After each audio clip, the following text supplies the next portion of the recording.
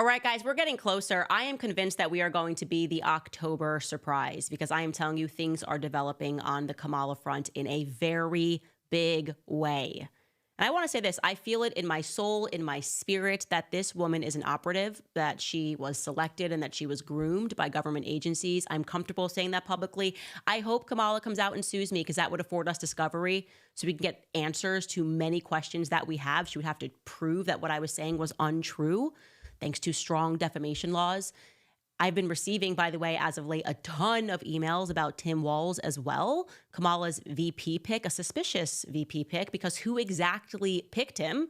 Absolutely no one out there thinks that it was Kamala herself that said, yeah, give me the governor of Minnesota, huh? Who is he? What do they have on Tim Walz, if anything? Today, we're going to take a brief look into some of the rumors that have been circulating about him. So let's immediately get started. Welcome back to Candace.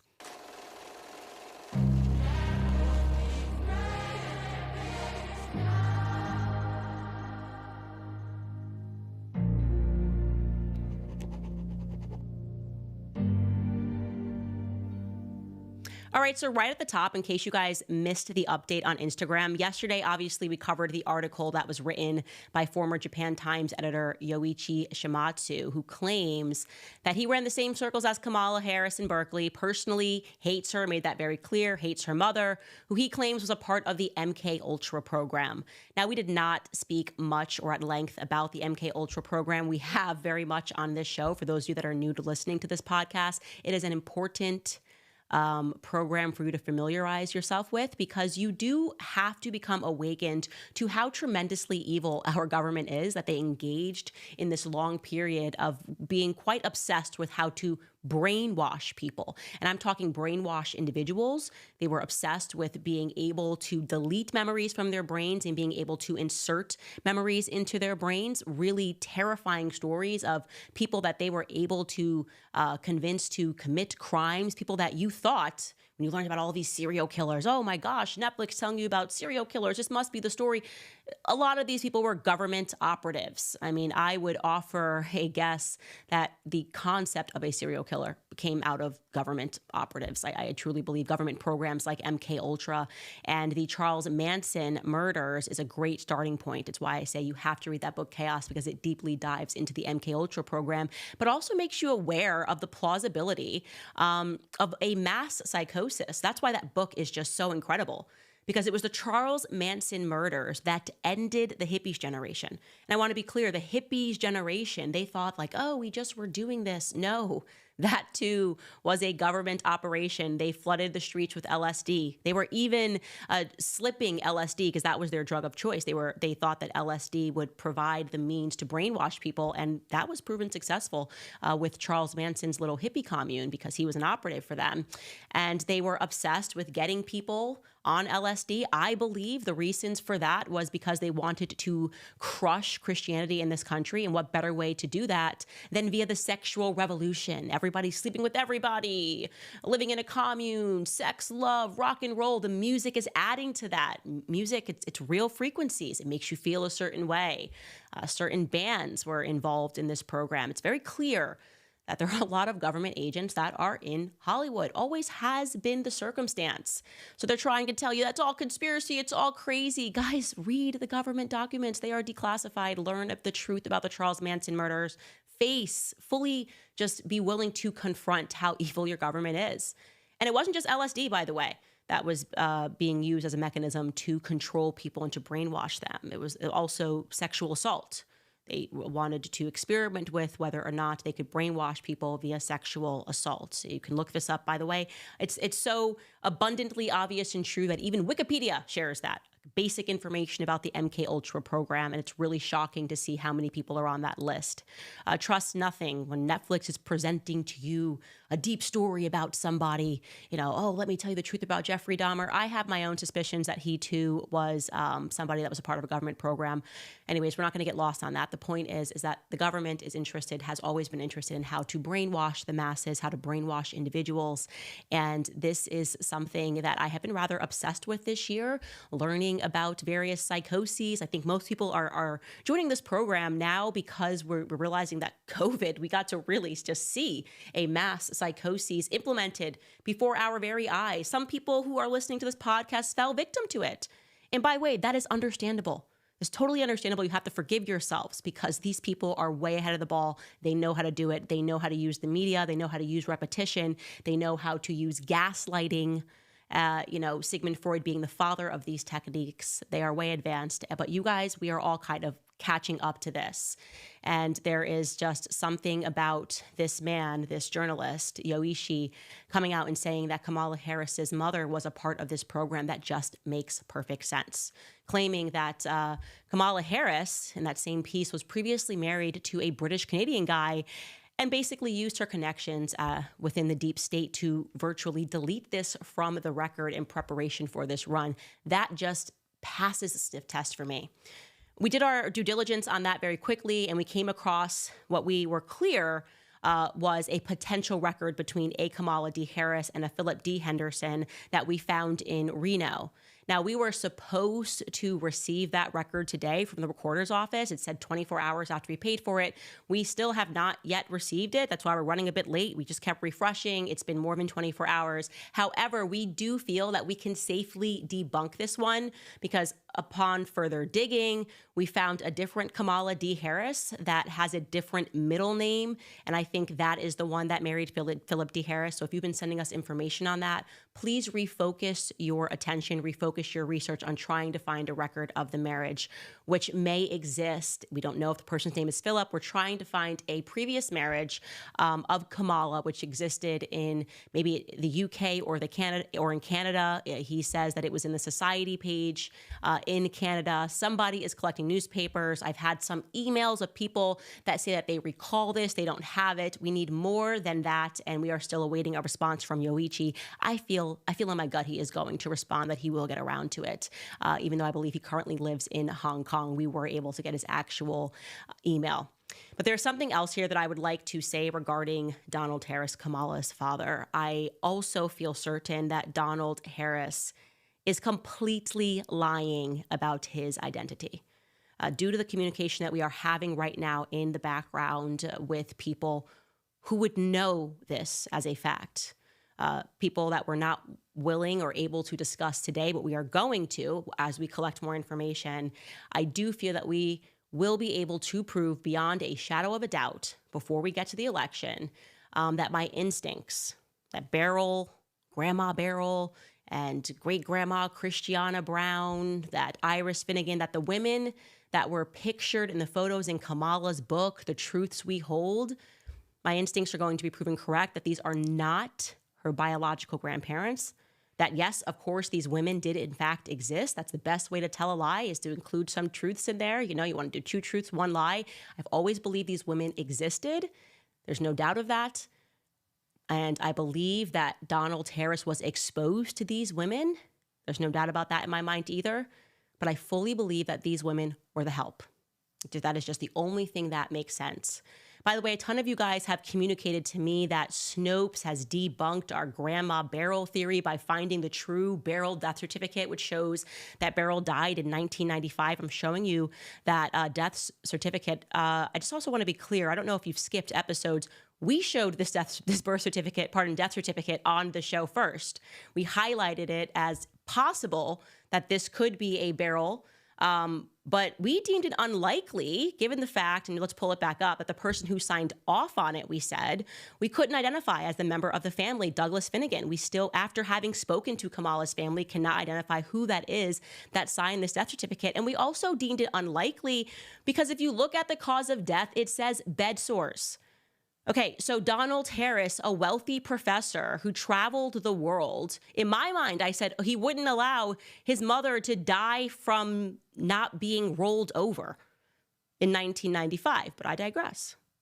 If they are verifying, as Snopes has, that this is in fact the correct Beryl that is pictured there, then this only further confirms my suspicion that the woman was not the wealthy descendant of previous slave owners who received what would have been millions of dollars because they handed over their slaves. You got paid for their slaves, rather, by the British government when they abolished it. Yeah, that kind of doesn't make sense to me. Just died of bed sores. Then there's this, okay? We were able to determine that a woman who went by Beryl or Christie, we keep seeing those two names together, applied for a housekeeping position in 1975. This was in the Kingston Gleaner. Employment wanted a household female.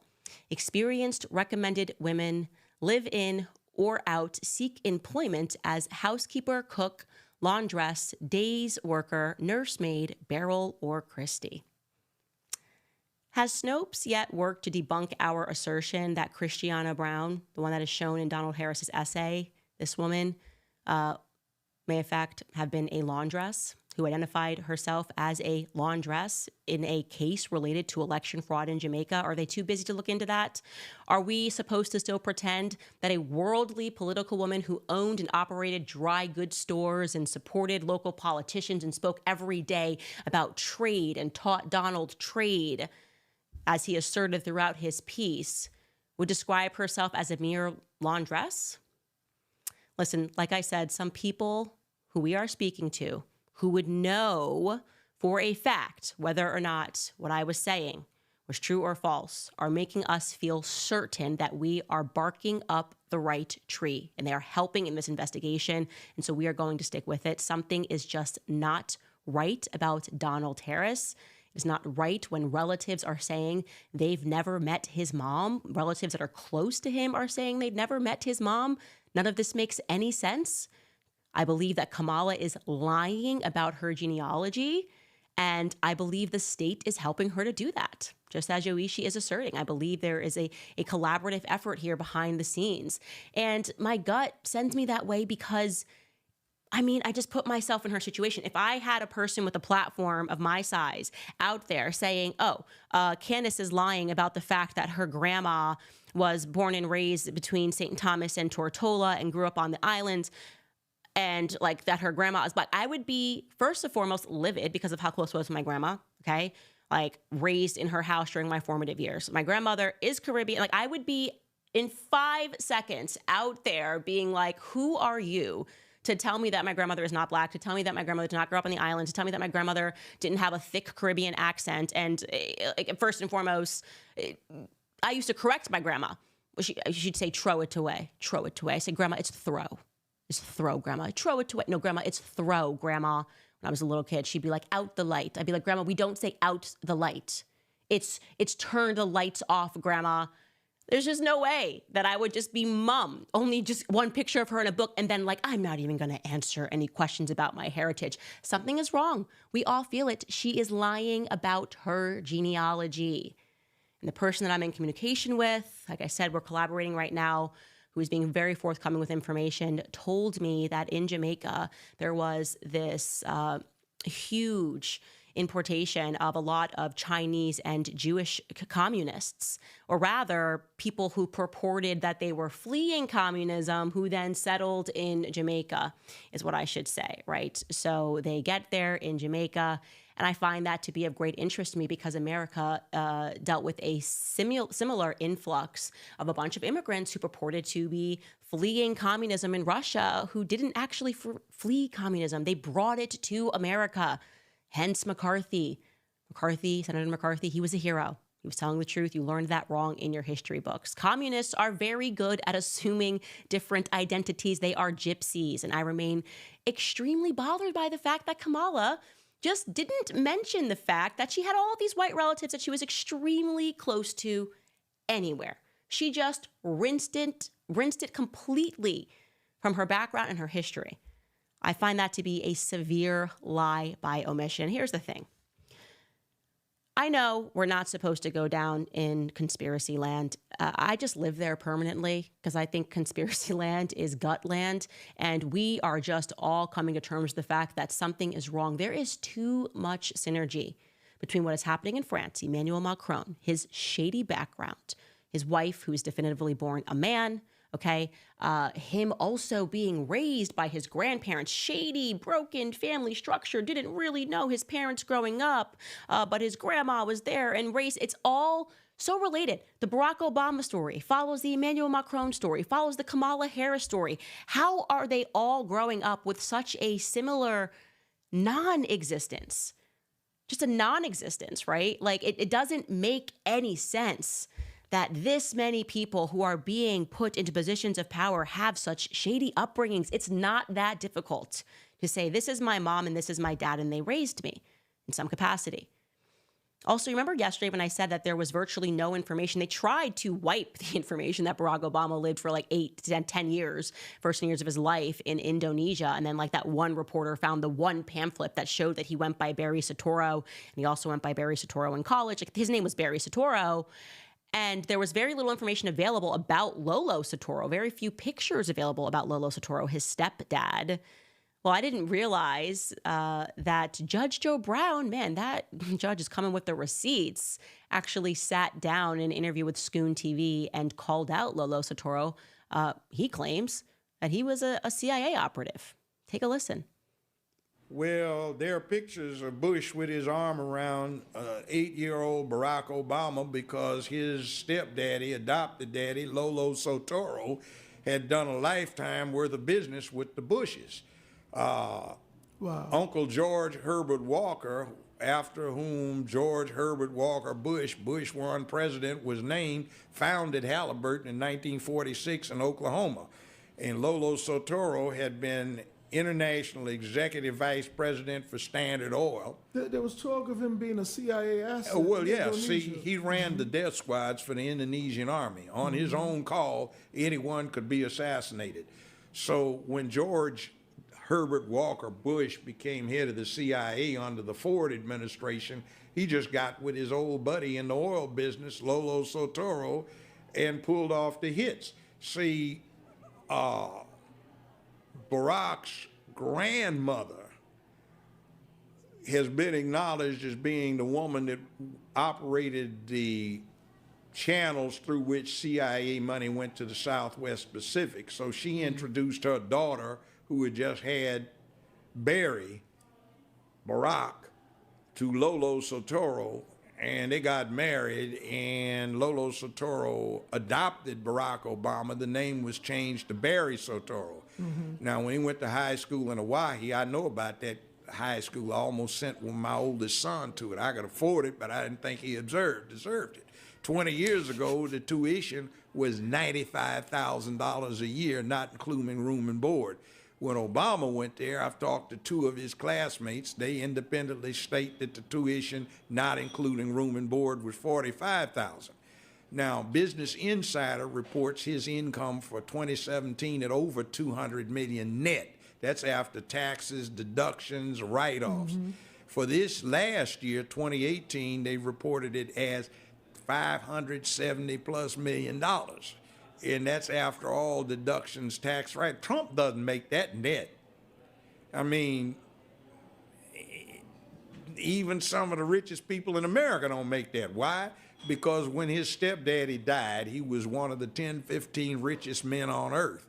And he left everything in a trust fund operated out of Indonesia, so the American government can't touch it. That makes Barack Obama 1/3 beneficiary for the assets of one of the 10, 15 richest men on earth. See, so we got a game run on us. So, you know that little thing that Bush W does when he gets with Michelle, they giggle and he gives her candy.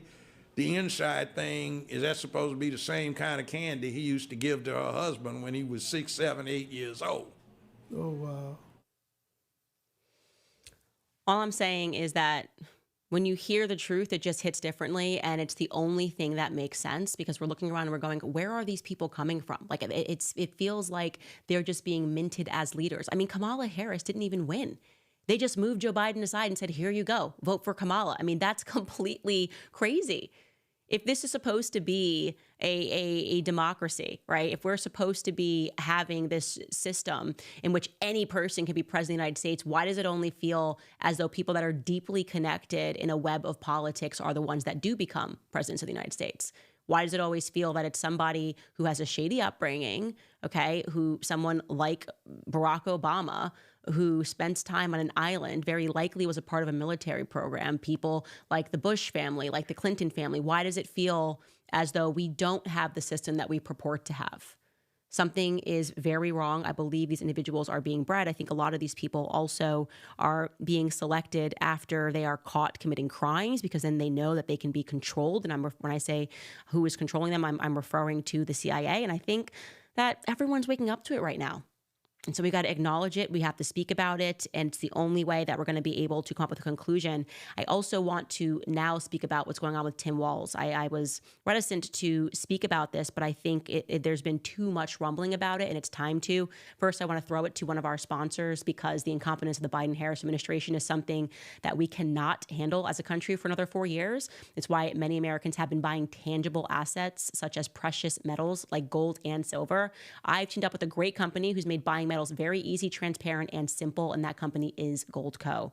They're a huge supporter of the show, and they're very good at what they do. So if you're interested in buying precious metals, or you just want to learn about how they can help you, visit CandaceLikesGold.com. You won't forget that domain name. Right now, you can get a free 2025 gold and silver kit jam-packed with critical information about the challenges our economy faces and how precious metals could be a possible solution. For my listeners, you could also qualify for up to a 10% instant match in bonus silver. It's a great deal. So go to CandaceLikesGold.com to learn more. Again, that's CandaceLikesGold.com. All right, let's talk about this mysterious case of Kamala's running partner, Tim Walz. Now, so many of you guys have emailed us, why aren't you covering this budding story? Why aren't you speaking about this? And the answer is because the allegations are severe. We want to be cautious because there is also a chance that it's a trap. That's a perfectly laid trap that's being laid for us just ahead of the election, so they can go, oh, look, it's QAnon people, and they said this, and there was no truth to this. And you just have to be careful this close to an election. You want to make sure that anything that you're reporting on is fact-based, or at least has legs to it. So you can go, okay, we're not certain for sure. And regarding Tim Walz, parking aside any allegations, I do want to say this. He just gives me the heebie-jeebies. You guys know everybody knows what the heebie-jeebies are. Women, we know what the heebie-jeebies are. Okay, it's a spiritual condition that women have. You can't explain it. You come across someone, you just go, Don't trust it. And there's no words, like you don't know, but you know. Look at somebody just like, I don't have any facts, but I know. I just know. I don't know, but I know. That's the heebie-jeebies. That's how the heebie-jeebies work. It's just a thing, a vibe that goes around. What we do know for certain regarding Tim Walz is that he has a loose relationship, I would say, with the truth. I mean, it was back in a radio interview in 2019. He claimed that he was in Hong Kong on the day of the Tiananmen Square massacre. He wasn't. And they said, oops, I got my timeline mixed up. Like, really? I feel like that's not something you forget. Like, I was there 9/11 at the World Trade Center. Oh, actually, I was a little confused. I was a couple of weeks later, and I was actually not even in New York. Huh? Then there was the Harris campaign circulating a clip on X where he was speaking about gun violence. And he said, we can make sure that those weapons of war that I carried in war is the only place where those weapons are at. And he heavily suggested that he was therefore in a combat zone, weapons I carried in war. And it turned out that that just wasn't true. According to the Nebraska Army National Guard, he enlisted in April of 1981, just 2 days after his 17th birthday. And he entered service as an infantryman, completing a 12-week Army infantry basic training course before graduating from high school. In 1996, he transferred to the Minnesota Army National Guard. In 2003, he was deployed to Italy, which was just like a support position of the active military forces. He was never actually put in the combat zone himself, which explains why he cannot even load a shotgun. I can't believe he did this, had cameras following him. He's just going to show he's a man. And we're supposed to believe he's like some war vet and he's going to go shoot some pheasant. And unfortunately, just couldn't load a shotgun. I mean, take a look at this. It's just incredible. Yeah. That's my theory. And it never fits quite right. Never fits quite right. Just not quite right. How do you give it back? Governor, what kind of gun is it? This is a Beretta A400. I bought it when I was shooting a lot of trap because it has a kind of their patented thing, a kickoff. So when you get old, it doesn't hurt your shoulder as much. I think that was it was supposed to be designed as some press that was going to bring Republican voters to him, and it did the exact opposite. Let me tell you, the red-blooded conservatives will not be voting for him based on that clip of him being completely unable to load a shotgun despite not being in a combat zone. Anyways, the allegations that most people have been reluctant to cover. There's no big conspiracy going on here. We're just waiting for more proof. They are, of course, way more serious than whether or not he was in a combat zone. Look, here's the thing that I'll say. Stereotypes. I like them. I believe in them. I don't believe stereotypes come from nowhere. I think it's fine for us to admit, like, hey, if you had to pick like the greatest driver in America, you wouldn't be like, give me the Asian woman, right? I think that's fair. I think it's fair.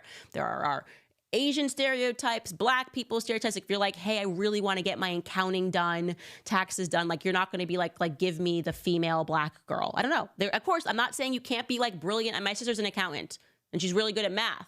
But I'm saying if you just had to like quickly pick someone in a room based on stereotypes, you're like, okay.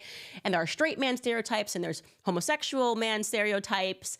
And I would just say, like, as a straight man stereotype off the bat, I don't think that straight men, when they are employed at schools, like start clubs for homosexuals. Like, I just don't think that that's something that happens. And Tim Walz did that.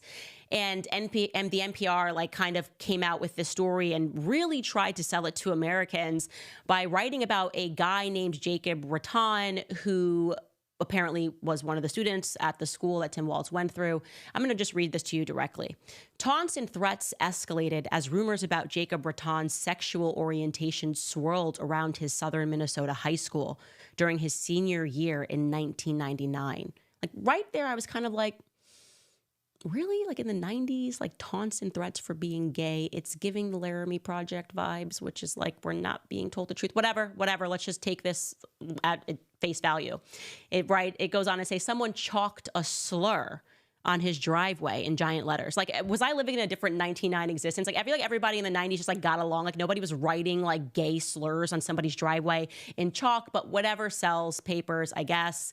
His mother recalled being horrified by anonymous mail that arrived at their house. Like people were just this obsessed with the idea that someone might be gay in 1999. They were just like chalking up his driveway.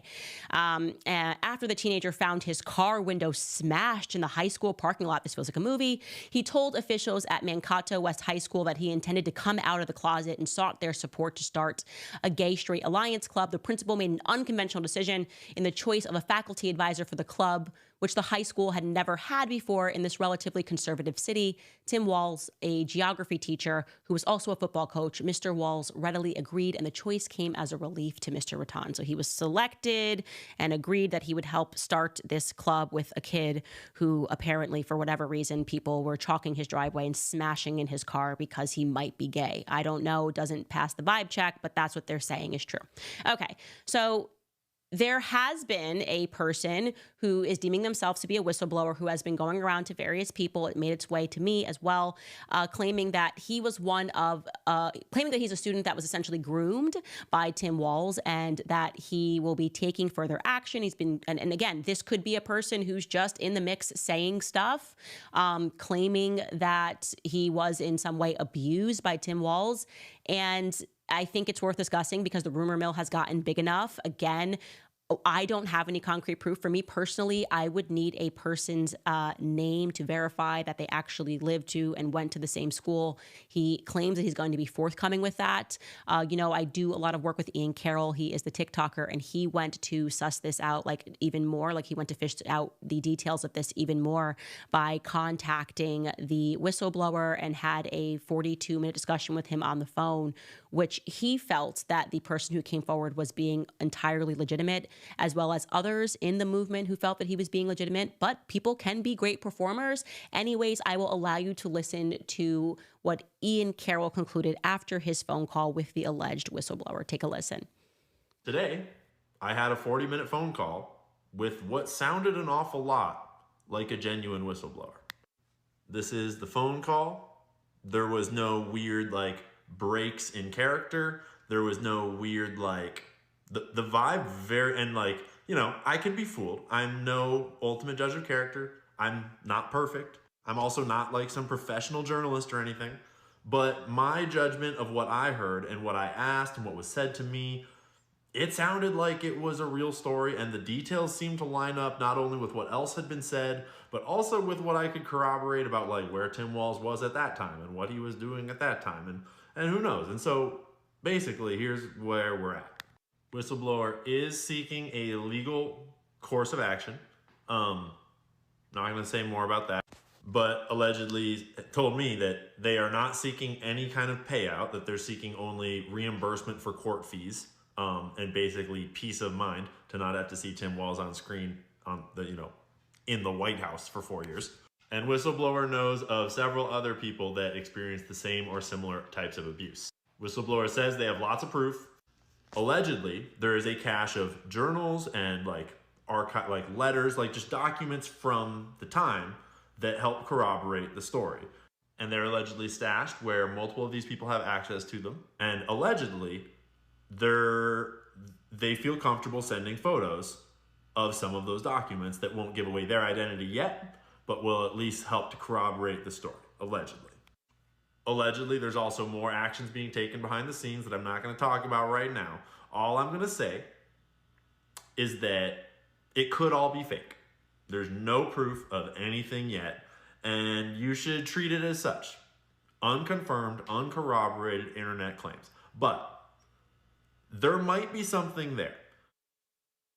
So look, we need concrete evidence in my view, and that's why I'm not going to show the letter that the whistleblower wrote to the public about what happened. Now, he is describing specific body parts with tattoos. Like I said, he could just be an incredible performer, so we should just be very fair, because with all matters, especially pertaining to sexual assault, like if someone just made a claim against me, I would not want somebody to not do the due diligence to corroborate that claim before they introduce it to the public. But like I said, everyone's speaking about it. We're getting emails about it. So I also don't want to treat you guys like you're so dumb that you're like, Candace, why aren't you covering this? Like, obviously it's happening. I want you to know that we're following it. But until there's a little more to bite, I don't feel confident. And look, he says in the next coming days, he's going to come out with much more. He's contacting authorities, et cetera, et cetera. We are gathering that evidence, and we will be able to hit the go button when and if that moment comes. But I feel like we should verify first before we trust somebody that is anonymous. So I also am interested, by the way, in what the media rushes to cover and what they don't cover. Like if a woman says like Trump sneezed on them, they're like, it's 100% true.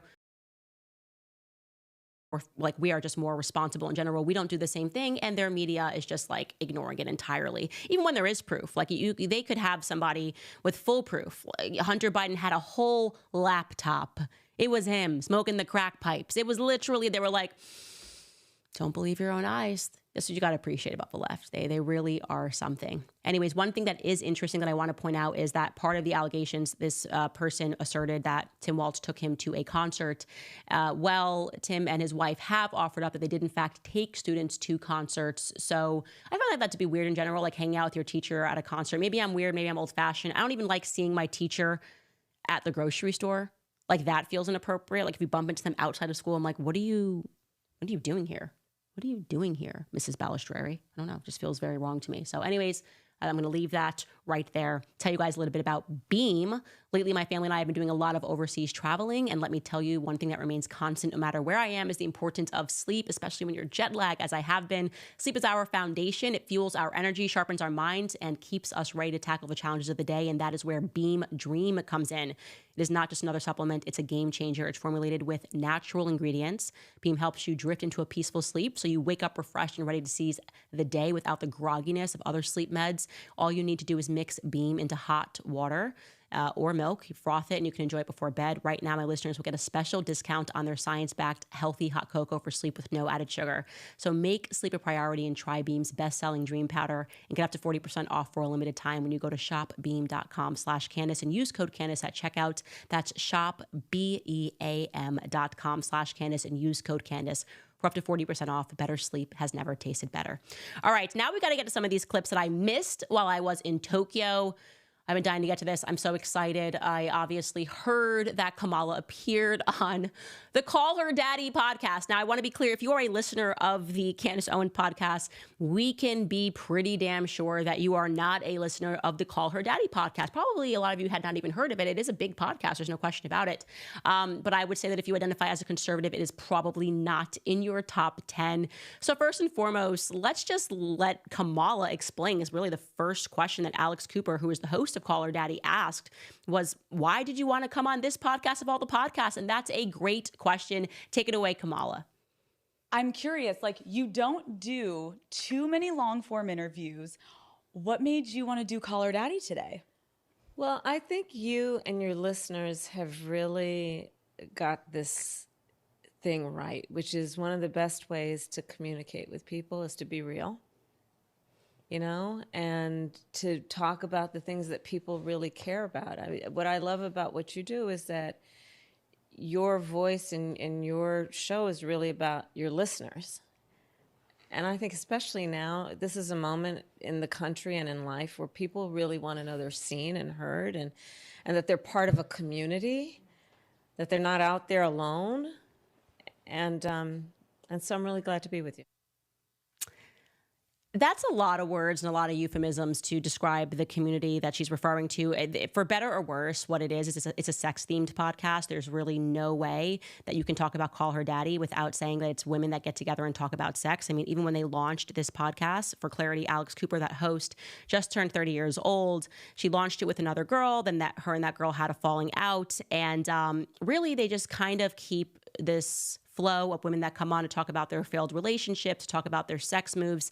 And I'm going to show you another clip, by the way. If you are young, I do want you to just turn this off for 2 minutes because we have cleaned it up as much as we can and it still offends my ears so much. But it's important that I show this to you because I want you to have a realistic understanding of the podcast that this team, the presidential candidate, sat down and said, yes, let's do this podcast. To be clear, when it launched, they launched by, among other things, they started a blowjob move that was referred to as the Gluck Gluck 9000.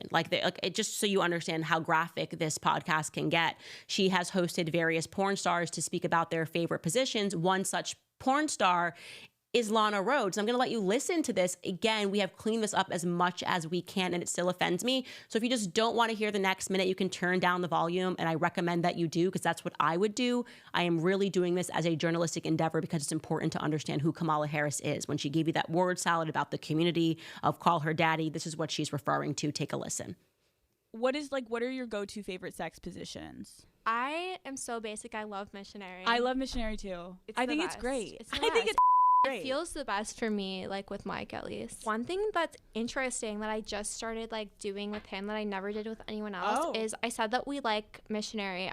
So like whenever he's on top, I'll like, and he's like going and now I'll like pull him in like even harder just so it goes like all the way like deep. Are you pulling like hard. his hips? Yeah, his hips. How? Just slamming it in. And it's like you can't get in and hard enough. Like yeah. you're like, I Okay, literally want you inside enough. of- Seriously, it's offending me. It is genuinely offending me. Okay.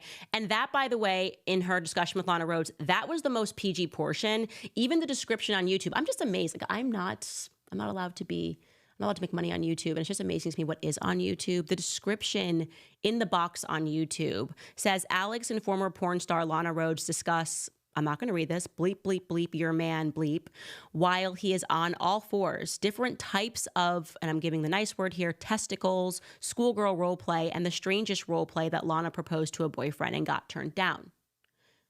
Okay, so this is the Call Her Daddy podcast. Now, when the Call Her Daddy podcast is trying to be, I guess, cleaner and funnier, they host people like Megan Fox, who talks about like drinking the blood of the person that she loves. She's done that. She speaks about that. And she just kind of gives advice to women and speaks about all the work that she has done to her face. Here's Megan Fox on the Call Her Daddy podcast. When I had to go in for this set, I was like, look, if you're going to put me to sleep, if I'm going to be sick for 2 months from the general anesthesia, if I'm going to go through, because I'm not fully ever asleep. So my soul's like fighting on the surgical table to wake up. It's a very traumatizing experience for me. I was like, I better wake up with the biggest boobs you can fit in my body. And that is what he said he did. And they're not even that big. They're a 32D, which is not that big. They just look big on my body because my body's tiny. Right. But if he could have gone bigger, I would have had him go bigger because I don't like surgery. And the fact that I had to do it, I was like, I want a reward for the suffering I have to go through. I don't want to wake up with a full B cup. There's no point in that. I'm not doing it. Right. You want titties. I wanted titties. I said, I don't care what's on trend. Give me 1990s stripper titties. That's what I want. And he did it. Girl, you look amazing. Thank you. Kamala's community. It's amazing. That's Kamala's community. You just listen to her explain this community is so great. Like she's just referring to a community of hoes. Like that's what she's referring to. And by the way, on that note, I do want to say that it was a smart decision for her to go on this podcast. There's no doubt about that, because you are dealing with women. Now you can really understand why she took the conversation about abortion and how much it is absolute BS, right? For these women who opine all the time when they're speaking about them, it's like, my body, my choice. And they're using these arguments like, well, what if an 8-year-old gets raped? Okay, these are the women that we're speaking about that are having the abortions, okay? They're having these abortions because they openly sleep with tons of guys. And what actually happens is crazy. I learned this, and I'll talk about the birds and the bees. If you are having a bunch of partners, there is a chance that you are going to get pregnant. And there's going to be a chance that the person that got you pregnant doesn't want to have a baby with you, because he views you as a dump, you know what I mean? As like everybody's been with you and they don't want to commit with you. And so that's the real reason. People aren't going to tell you. That's the real reason these women fight tooth and nail for abortion. It's because they're hoes, right? And I'm not saying everyone. There are circumstances where there are people that are in committed relationships, and I don't want to paint a broad brush, because there are people also who have had abortions, I think, when they were young, who were legitimately duped to believe that it was a clump of cells. When I was pro-choice, I thought that it was just a clump of cells because I learned it in my health class. And I think those women who get abortions have a lot of regret, and they feel like they're not allowed to change their minds. And they are. I want those women to know you can have been pro-choice and you would have the greatest testimony if you wanted to then become pro-life because you have more information. I want to welcome you to that. I don't want to make you feel excluded and like you have to stay pro-choice for the rest of your life and listen to podcasts like this. But an overwhelming majority of the women who fight in the way that they do for abortion are women that listen to this kind of a podcast and live their lives in this same disgusting way, and think that it's cool, like a symbol of how cool and open they are when they speak about their bodies and how they edit their bodies trying to stay young. Tremendously unhappy women, and they need abortion to know that there's a way out from their responsibility. So it makes perfect sense that Kamala and Alex Cooper discussed abortion in the way that they did. Take a listen.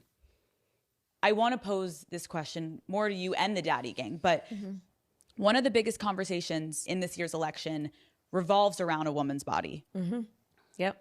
I want to take a moment, and can we try to think of any law that gives the government the power to make a decision I know what you're going to ask. about a man's body? Let's No. just pause. Is there any law? No. It's no. Just dumb hoes saying no, not knowing anything about the draft. And it should alarm you that a woman who is actually asking for power over the military has no idea that the draft exists. No, none. Zero. Now go die in Iraq.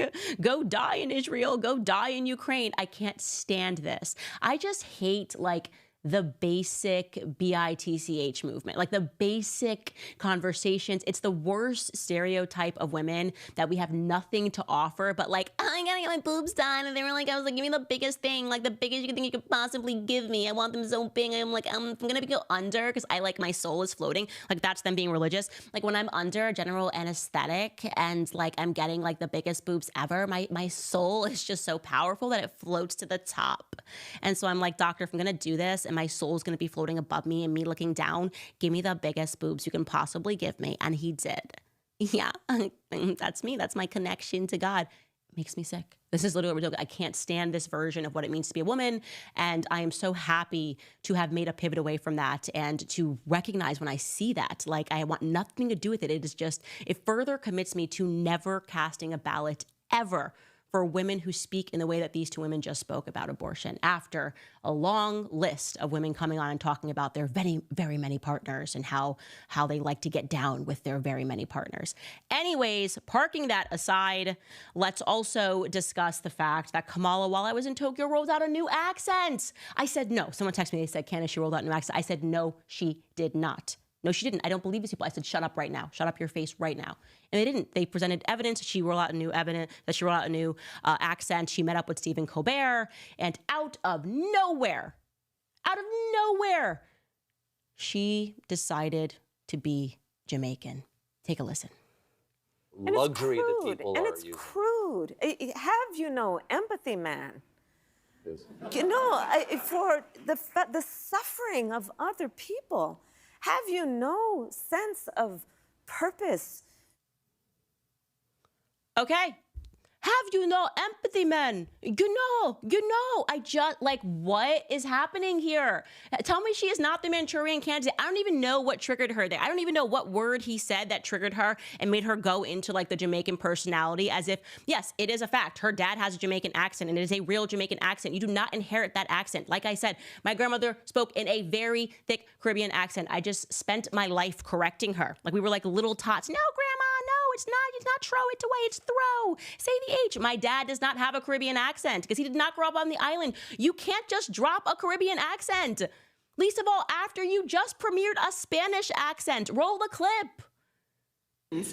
I love you back. I love you back. And then the other Spanish accent. Roll the clip.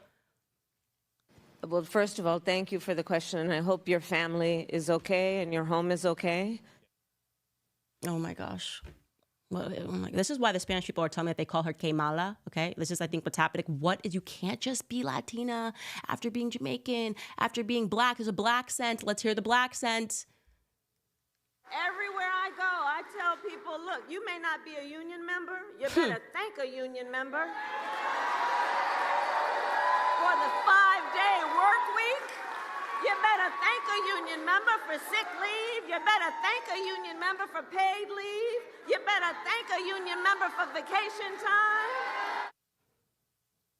You better thank. I don't know how to say better anymore. You better thank. Okay? You better thank a union worker. When you see a union worker, you better thank. You better thank about all my other accents too, man. Come on, man. What's going on, man? Okay, out the light, throw it away.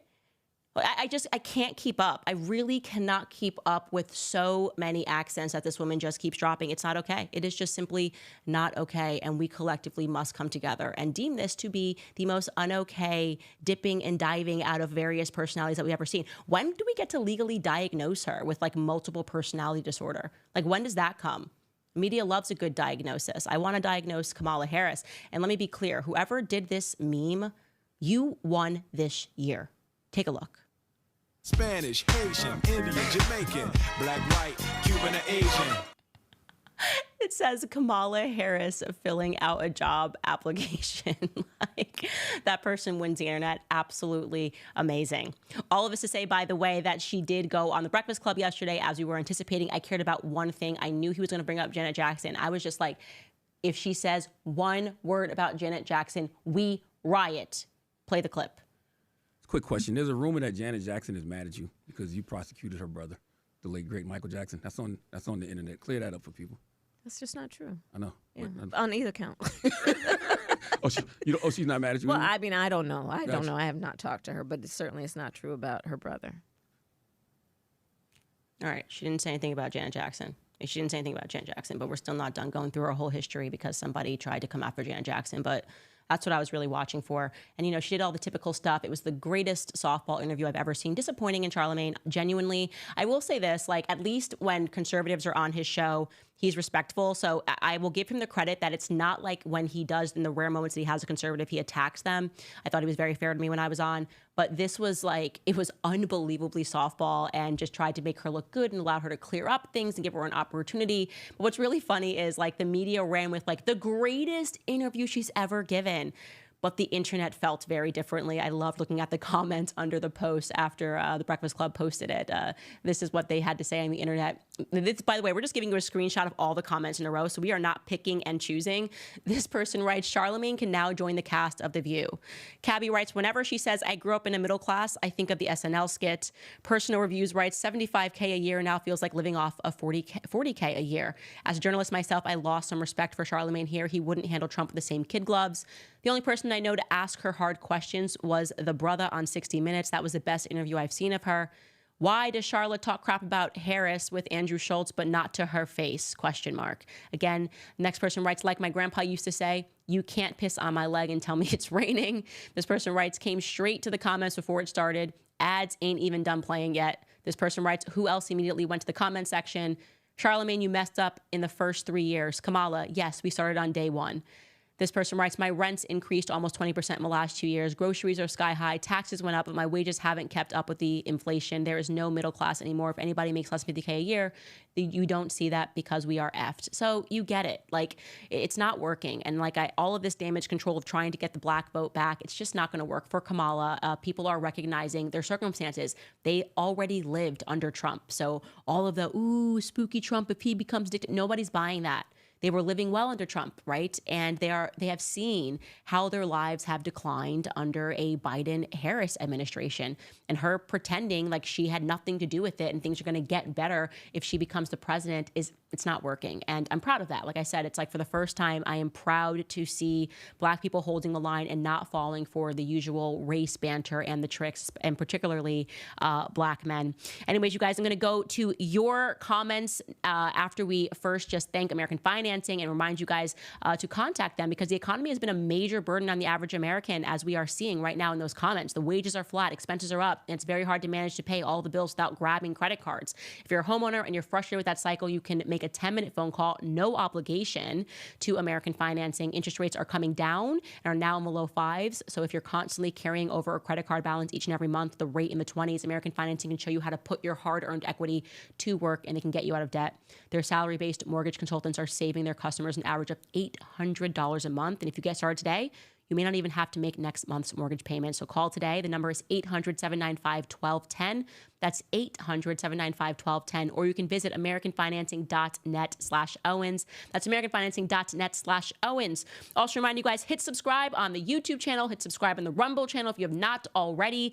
We are on the race over here on YouTube back to 3 million subscribers, which I'm really proud of. Go over to Locals, cut over to Locals, and sign up to support the show, because we are not monetized here, but we love the freedom so much that we don't really care. We would rather be honest and not monetized and have to lie to stay monetized.